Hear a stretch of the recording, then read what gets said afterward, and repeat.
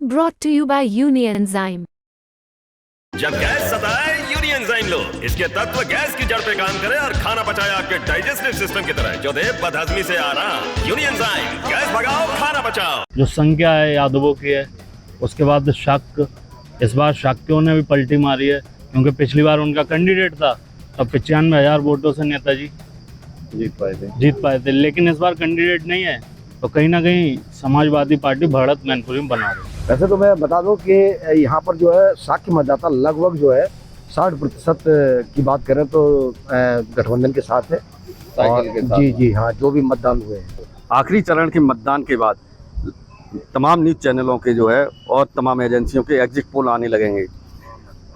यहाँ पे कुछ वीआईपी सीटें हैं यूपी की, जिनमें से एक मैनपुरी है। मैनपुरी में समाजवादी पार्टी से डिम्पल यादव थी, वहीं बीजेपी से जयवीर सिंह हमारे साथ हैं। मैनपुरी के ही वो पत्रकार जिन्होंने की ग्राउंड रिपोर्टिंग की है, और जिस दिन वोटिंग हुई है क्या कुछ रहा उस दिन का और क्या निचोड़ निकलता उनसे ही जानते हैं। क्या नाम है आपका? दीपक जी, ये बताइए मैनपुरी, अगर मैनपुरी की बात की जाए तो क्या लगता है कौन जीत रहा है? देखो भाई, मैं बता दूं पंकज कि जो मैनपुरी में इस बार लोकसभा का चुनाव हुआ था, वैसे तो लगातार देखा जाए तो पिछले कई लंबे दशकों से यहाँ पे जातिगत आंकड़ों पे चुनाव होता रहा है, और बीजेपी हमेशा प्रयास करती रही है कि इस मैनपुरी के किले को भेद पाए। जब से समाजवादी पार्टी का गठन हुआ था तब से यहाँ पे समाजवादी पार्टी का यहाँ पे कब्जा रहा है। उसका भी सीधा साधा उदाहरण है। इसका कारण ये है कि यहाँ पे यादव बहुसंख्यक है, तो बीजेपी ने ऐसे में मार्जिन तो कई एक चुनाव में देखा जाए तो लोकसभा में प्रेम सिंह शाह के लड़े थे, उन्होंने मुलायम सिंह के सामने चुनाव लड़ा था, मार्जिन काफ़ी कम की थी, 1 लाख से नीचे नेताजी की चुनाव में जीत हुई। फिर उसके बाद उनको श्रद्धांजलि के तौर पे चुनाव हुआ, जिसमें डिम्पल यादव लंबी मार्जिन से जीती। लोग कहे उनको श्रद्धांजलि के तौर पर वोट मिला है। मगर इस बार का चुनाव बीजेपी ने एक बड़ा दाव खेला था, कैबिनेट मंत्री जयवीर सिंह को उतारा था, तो एक बड़ा चेहरा था। क्योंकि मैनपुरी के लोगों की भावना समझें तो मैनपुरी में हर आदमी चाहता है कि यहाँ बड़ा चेहरा यहाँ पे नेतृत्व करे, ताकि इनका नाम, मैनपुरी का नाम इसी से होता है। राजनीतिक पहलू में इसको मोस्ट वीवीआईपी सीट मानते हैं इसको। तो हॉट सीट हो गई थी ये, क्योंकि यहाँ से डिम्पल यादव, इधर से जयवीर सिंह। तो चुनाव काफ़ी अच्छा हुआ था, यहाँ पे देखने मिला था। आरोप प्रत्यारोप दोनों साइड से लगते रहे, मगर मेरा मानना यहाँ तक है कि पहली बार ऐसा चुनाव देखने को आएगा, रिजल्ट आएंगे वो चौंकाने वाले होंगे। और इसमें अगर कितना भी बड़ा एनालिस्टर हो मैनपुरी के अंदर, वो सही ढंग से एनालिस्ट नहीं कर पाएगा, क्योंकि इस बार जो जनता वोटर थे वो बहुत मौन थे। तो मेरे को लगता है कि प्रॉपर ढंग से किसी भी तरह से साइलेंट वोटिंग हुई है, तो इसलिए नतीजे के बारे में बहुत खुल के बोलना। बाकी मैं पहले ही बोल रहा हूँ, जातिगत आंकड़ों पे चुनाव होता है, तो उस लिहाज से और परिसीमन को देखते हुए सपा नो डाउट यहाँ पे बहुत मजबूत है, क्योंकि जसवंत नगर, करहल, और आप जानते हैं कि यादव संख्या बहुत ज़्यादा है और यादव उनका कोर वोटर है। अब देखना है ये जो शाक्य मतदाता आते हैं जो दूसरे नंबर पे, अगर इन्होंने जिसके साइड पे अपना पक्ष रखा होगा वो डेफिनेटली बहुत लंबा मार्जिन लेके जीतेगा। और लंबा मार्जिन नहीं बोलना चाहिए, टाइट पोजीशन रहेगा, क्योंकि शाक्य मतदाता ज़्यादातर देखा गया बीजेपी के साथ। आपकी नज़र में कैसी फाइट, कांटे की है, वन साइडेड, आपको कैसा लगा? आप तो फिलहाल मान के चलिए कि कांटे की टक्कर ही होगी यहाँ पे। रिजल्ट मैंने पहले भी बताया कि चौंकाने वाले होंगे। चौंकाने वाले रिजल्ट होंगे। क्या नाम है आपका?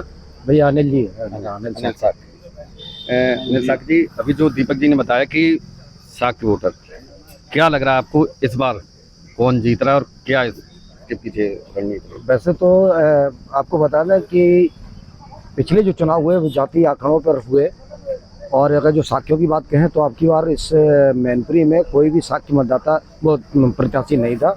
तो शाक्य मतदाता जो है ना ज़्यादातर जो है एक ऐसे संगठन के साथ गया है जहां उसे कुछ दिखाई दे रहा है। कहने का मतलब ये है। मतलब संगठन से थोड़ा क्लियर करिए, किसके साथ में? वैसे तो मैं बता दूं कि यहाँ पर जो है शाक्य मतदाता लगभग जो है 60% की बात करें तो गठबंधन के साथ है। जी हाँ, जो भी मतदान हुए हैं तो वो साइकिल की बात नहीं कहेंगे, हम गठबंधन की बात कहेंगे, क्योंकि यहाँ पर जो गठबंधन की बात चल रही है तो गठबंधन के साथ है। और शायद है कि अब की बार जो है एक नई चीज़ देखने को मिलेगी। वाकई में एक जो आलोचना की जाती है कि अब की बार कौन होगा, तो मैं तो जो अब की बार के हिसाब से क्या लगता है किस परिणाम जो है वाकई में चौंकाने वाले आएंगे। यहाँ पर हालांकि चेहरे दोनों बराबर के हैं, क्योंकि एक तरफ कैबिनेट मंत्री हैं तो दूसरी तरफ पूर्व मुख्यमंत्री की पत्नी यहाँ चुनाव मैदान में थी। तो परिणाम तो चौंकाने वाले दिखाई देंगे निश्चित। चौंकाने वाले। क्या नाम है आपका? साकिब। साकिब जी ये बता रहे हैं कि चौंकाने वाले परिणाम होंगे, जबकि अगर मैनपुरी लोकसभा की बात की जाए तो लगातार समाजवादी पार्टी का कब्जा, तो चौंकाने वाले से क्या इंडिकेट कर रहे हैं? देखिए, उनका कहने का मकसद ये है चौंकाने वाले परिणाम। एक तरफ कैबिनेट मंत्री बीजेपी से लड़ रहे थे खुद, वहीं उनके सामने डिम्पल यादव जो नेताजी के बाद सेकंड चुनाव लड़ी थी और 2,88,000 वोटों से जीती थी लगभग। तो जिस तरीके का समीकरण था, अगर बात करें मैनपुरी जनपद की, मैनपुरी में आप काफ़ी सालों से पत्रकारिता आप भी कर रहे हैं और हम भी कर रहे हैं। अगर जातिगत जो आंकड़े हैं, क्योंकि उत्तर प्रदेश में जब भी चुनाव हुए हैं तो जातिगत के हिसाब से चुनाव होते रहे हैं। लोग जो हैं वोट अपने जात को लेकर ज़्यादा देते हैं। इस बार अगर बात करें शाक्यों की, पहले मतलब मैनपुरी में अगर बात की जाए विकास को ना लेके जातगत आंकड़ों पे ज़्यादा है वोटिंग। देखिए, विकास की बात करें तो समाजवादी ने बहुत विकास किया, लेकिन जब वोट की बात आती है तो लोग वो सब विकास को साइड में करके जाति के आधार पर वोट करते हैं। बड़ा मार्जिन जो होता है वो लगातार जातियों को लेकर ही समीकरण बनते हैं उत्तर प्रदेश के। आप देख रहे हो जैसे पश्चिम से जो माहौल चला और यूपी वेस्ट में जाकर चेंज हुआ, इस तरीके से माहौल बदलता रहता है, क्योंकि जातिगत जो आंकड़े हैं वो हमेशा प्रभाव करते हैं। जिसकी संख्या जितनी भारी होती है उसको उतना ही समर्थन मिलता है। अगर मैनपुरी की बात करें तो किसको एज मिलता नजर आ रहा है आपको? देखिए, मैनपुरी में अगर सीधा सा आप देख लीजिए, एक बड़ा जो संख्या है यादवों की है, उसके बाद शाक्य। इस बार शाक्यों ने भी पलटी मारी है, क्योंकि पिछली बार उनका कैंडिडेट था तब 95,000 वोटों से नेताजी जीत पाए थे, लेकिन इस बार कैंडिडेट नहीं है, तो कहीं ना कहीं समाजवादी पार्टी बढ़त मैनपुरी में बना रही है। बिल्कुल, समाजवादी पार्टी मैनपुरी में बढ़त बना रही है। चलिए, और भी कुछ लोग हैं हमारे साथ, उनसे जानते। क्या नाम है आपका? नदीम। नदीम जी, एक चीज बताइए, मैनपुरी की अगर बात करें तो आपका एग्जिट पोल क्या कहता है? क्या आप ग्राउंड पे भी रहे हैं? देखिए, इस बार जो मैनपुरी एग्जिट पोल की अगर बात करें तो मैनपुरी में जो वोटिंग हुई है और मैनपुरी का जो मतदाता था उसने बिल्कुल साइलेंट मूड से वोटिंग की है। अब ये कुछ कहना भी जल्दबाजी हुआ कि ये सेहरा किसके सिर सजे, क्योंकि मतदाता से ही ओपिनियन पोल निकल के आता है। जो मतदाता अपनी भूमिका बताता है, अपनी ओपिनियन बताता है। इस बार मतदाता 100% साइलेंट रहा है। उसने किसको मत किया है, ये किसको नहीं किया है, ये किसका समर्थन किया है और वोट किसको किया है, सवाल इस पे है। मतलब कैसा लग रहा, कैसा वोटिंग वाले दिन आप काफी फील्ड में रहे, किस तरीके का लगा आपको? वन साइडेड लग रहा है या कते की टक्कर है यहाँ पे? क्या नहीं, देखो, अगर कोई ये कहे कि वन साइडेड है तो वो गलतफहमी में है। चुनाव जब भी होता है तो वन साइडेड नहीं होता है। और चूंकि यहाँ पे जो भारतीय जनता पार्टी से प्रत्याशी थे वो कैबिनेट मंत्री हैं वर्तमान में उत्तर प्रदेश सरकार के, और समाजवादी पार्टी से जो एक राष्ट्रीय अध्यक्ष समाजवादी पार्टी की उनकी पत्नी है। तो चुनाव बहुत दिलचस्प है और दोनों ही मजबूत दावेदार हैं और दोनों ही अपनी मजबूती के साथ दावा पेश कर रहे हैं। अब सबसे बड़ा सवाल ये है जो एक वोट बैलेंस की बात होती है, क्योंकि यादव एक नंबर पे आता है। अब यादव ने 100% वोट समाजवादी पार्टी को किया है, क्या उसमें ही सेंधमारी हुई है, या जो शाक जो बहुल वोट जो है वो कहते हैं कि यादव मेरा है और भारतीय जनता पार्टी कहती है कि शाक और लोधी मेरा है।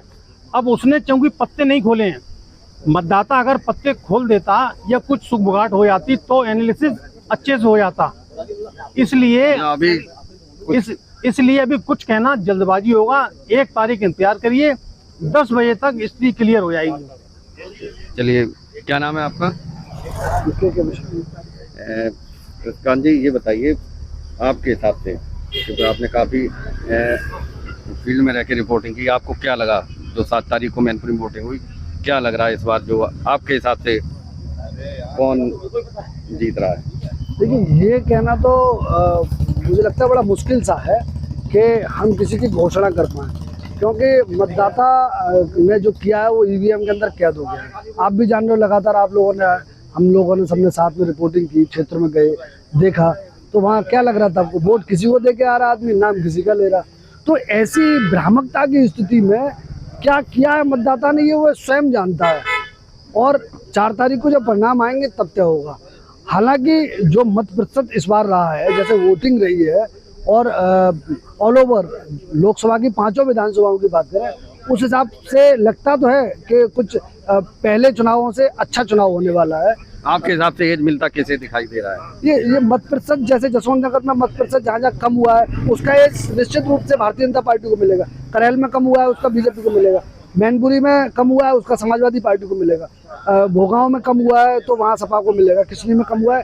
एज मतलब जो वोटर ओवरऑल अगर बात करें तो आपके साथ, हाँ, तो जो वोटर बीजेपी में काउंट किया जाता है तो इस तरीके की, जैसे अभी चल रहा था, कल शाम को हम खड़े थे एक जगह पे तो वहाँ बात चल रही थी कि सट्टा बाजार इस बार बड़ा अप जा रहा है। तो नहीं, सट्टा बाजार अब क्यों जा रहा है? सट्टा बाजार इसलिए अब जा रहा है कि बीजेपी की जो पहले से लाइनअप की हुई जो कास्ट, क्योंकि चुनाव कास्टिज्म पे डिपेंड हो गया है। क्या लग रहा है मैनपुरी में बढ़त किसको मिलती नजर आ रही है? देखिए, जो आंकड़े इस तरीके के आकलन लगाए जा रहे थे कि भारतीय जनता पार्टी से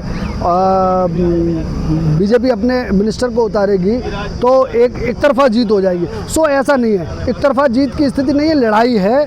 और समाजवादी पार्टी को भी ऐसा नहीं है कि उनकी परंपरागत सीट है तो उनकी एक तरफा जीत हो जाएगी, ऐसा भी नहीं है। यहाँ कसमकस है, कांटे की टक्कर है। लेकिन मतदाता ने जो किया है उसमें वो मतदाता चौंकाने वाले परिणाम भी दे सकता है, किसी एक को बहुत बहुमत भी दे सकता है। ऐसा मैनपुरी के सट्टा बाजार में लगातार चलता नजर आ रहा है। तो ये थे हमारे साथ में मैनपुरी के पत्रकार, जिनका कि एग्जिट पोल आपने देखा होगा, और इनके हिसाब से ये कहना है कि मैनपुरी में जो इलेक्शन हुआ वो इस बार काफ़ी फाइट रही है, कांटे की टक्कर है। अब ये आने वाला 4 तारीख को ही पता चलेगा कि मैनपुरी में कौन समाजवादी पार्टी अपना गढ़ बचा पाती है या यहाँ पे मैनपुरी में इस बार कमल खिलेगा। पुष्पेंद्र सिंह, मैनपुरी, यूपी तक।